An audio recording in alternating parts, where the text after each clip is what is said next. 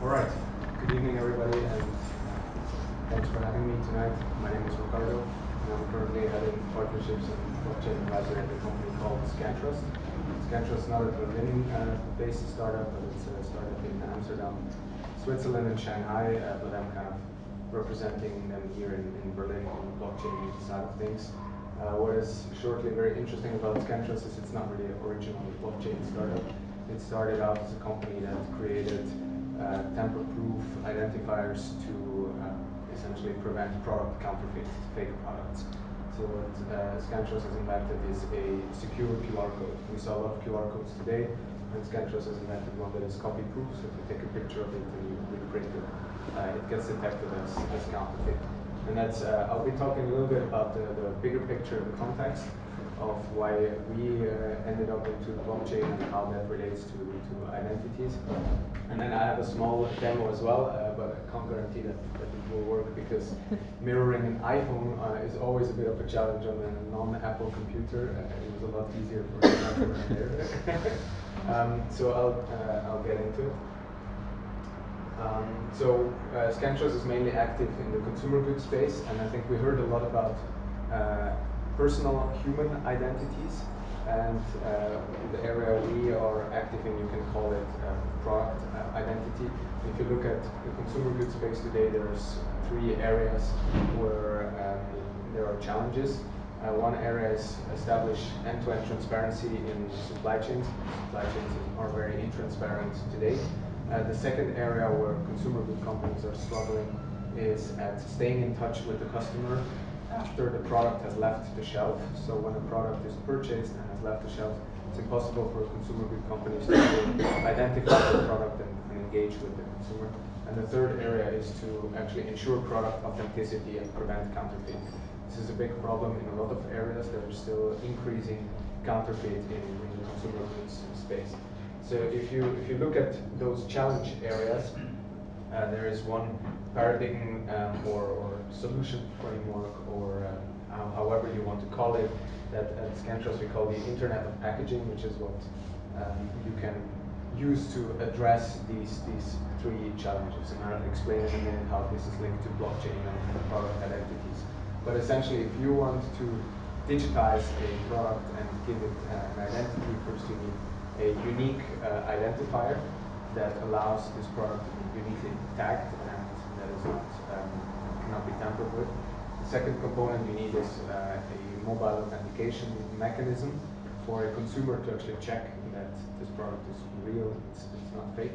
And the third thing, this is more for brand owners, less relevant to the consumer, but the real-time tracking, so that if you have a fake product or something, you can act upon it. And this is what would open the gate for large-scale digitization of products. Now, this is nothing new, but there are a couple of trends in the market that are accelerating this Internet of Packaging to give products a digital identity. And those can be grouped in three areas. The first area is there is a convergence, we call it convergence of accessibility of digitization technologies. So that's very generic, but what it means is QR codes have never been as cheap as they are today. Connectivity has never been as good as it is today. Smartphones have never had as good cameras as they have today.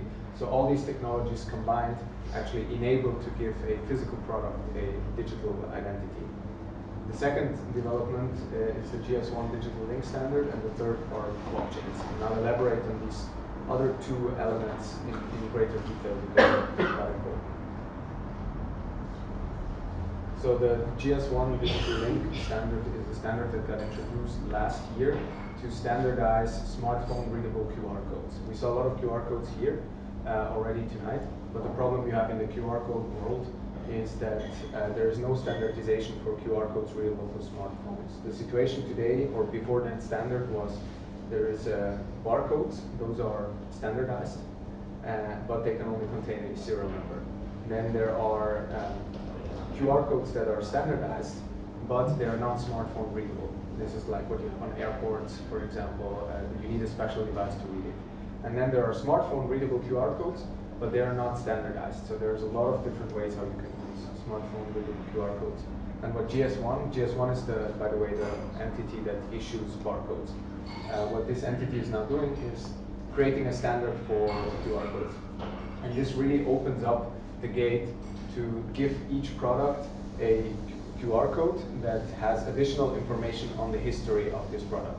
So it opens up the gate for large-scale product digitization.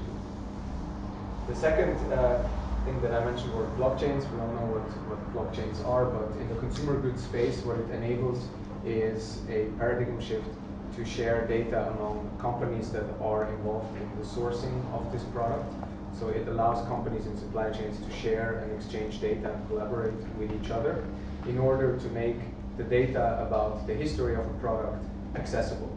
Because today, if you buy a product in a shop, if you buy a smoothie, there's no way for you to check where the ingredients came from, because all these companies that were involved, they don't really exchange information.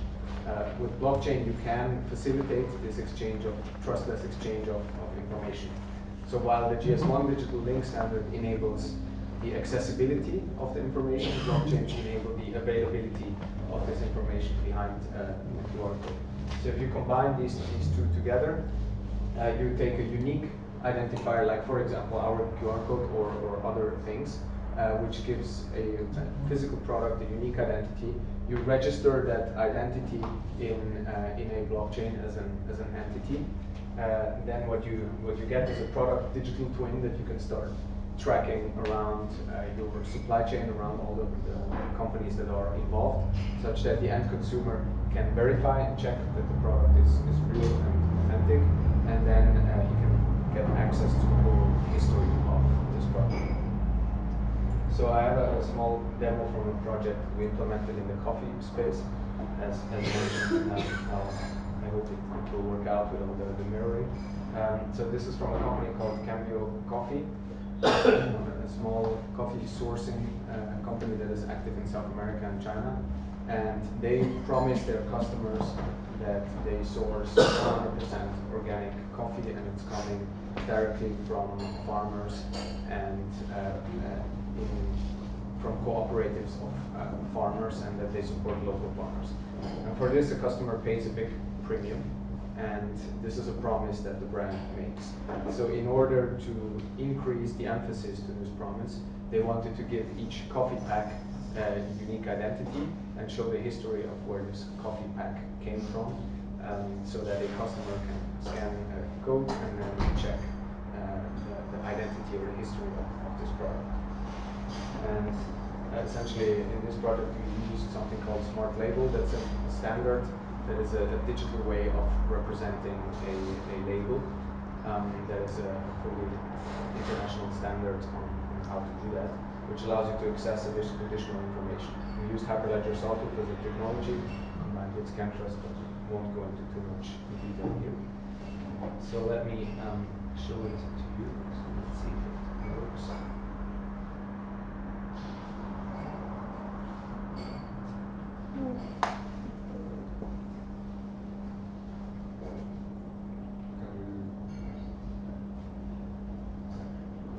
Disconnected. Is it supposed to do that? Sorry, no, it's not supposed to.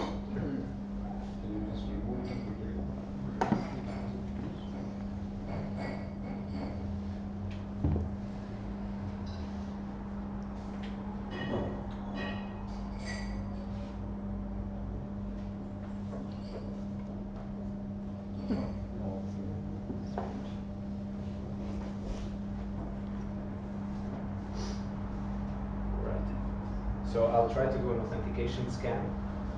I'll explain in a minute what this is. We have a QR code here.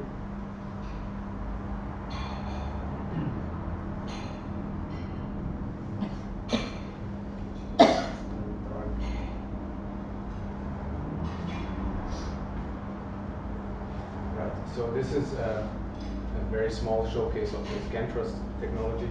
What you saw just now is we scanned the QR code, which has two components. It has an outer part of the QR code, and it has a secure graphic in the middle. And what this just did is we scanned the QR code. This secure graphic was sent to our backend and was compared with the original digital graphic, and it checks if this graphic that you are sending is a real original print. Because the way the ScanTrust technology works is the first time you print out the QR code, this graphic loses a lot of information, and our backend knows how much that information loss is. So if you take a picture of it and you reprint it, again it loses a lot of information. So if you scan a reprinted fake code, the backend recognizes it. So this means that the authentication is still a centralized system because it relies on our system. We can register a code as an identity on a blockchain. So this is the authentication part. Now if we click on additional information, loads a page which shows you additional information on the coffee pack, which is uniquely identified via that serial number that you see at the bottom, which is encoded in the QR code.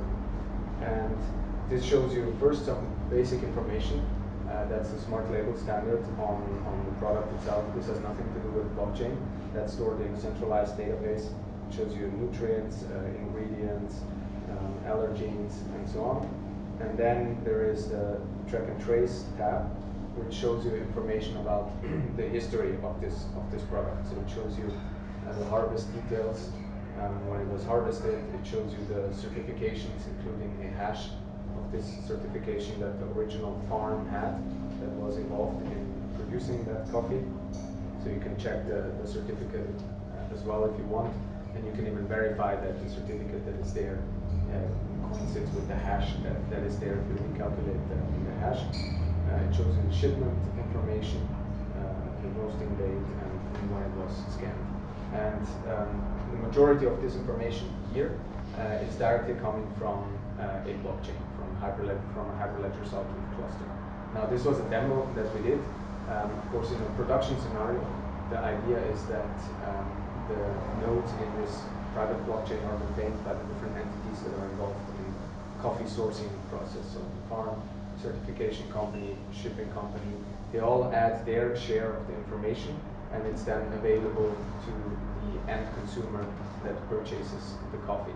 And because the interface between the physical world and the digital world is secured by a copy-proof identifier, when you scan the code, you can be sure that the information you are accessing is really the one you are supposed to accessing. Because if someone falsified a QR code, you could detect that. So that's it. That's what I wanted to do.